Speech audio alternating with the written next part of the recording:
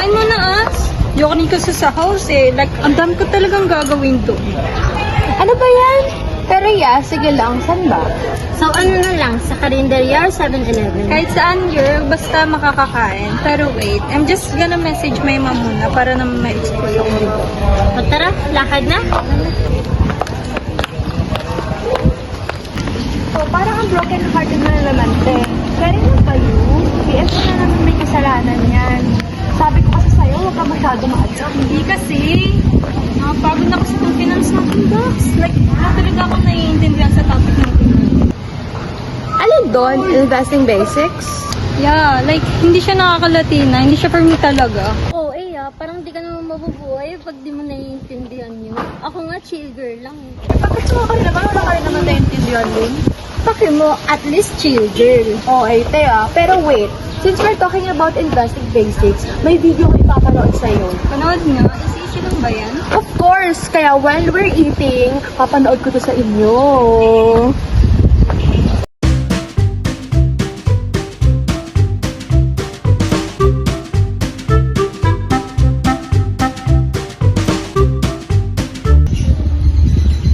Latina!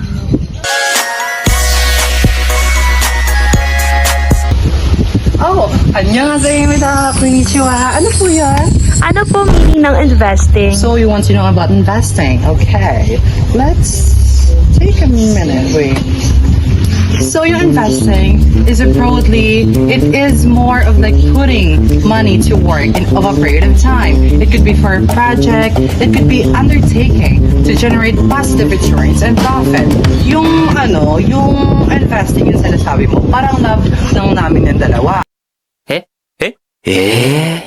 Nagpupot kami ng time and effort and energy para makakreate kami ng strong bond at saka para magkaroon kami ng positive returns. And so we've already talked about investing, let us proceed to the basic of investing. Masikip kong kaibigan, pwede malaman namin yung basic na investing.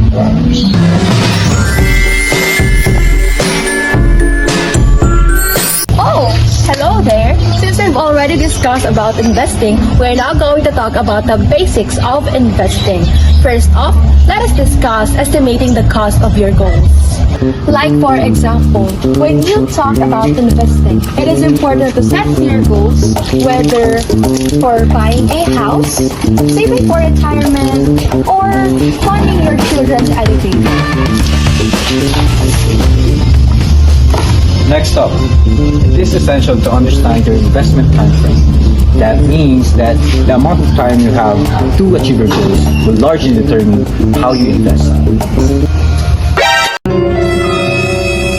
For example, if you need your money in the short term, like within 1 to 3 years, you want to be more conservative with your choices.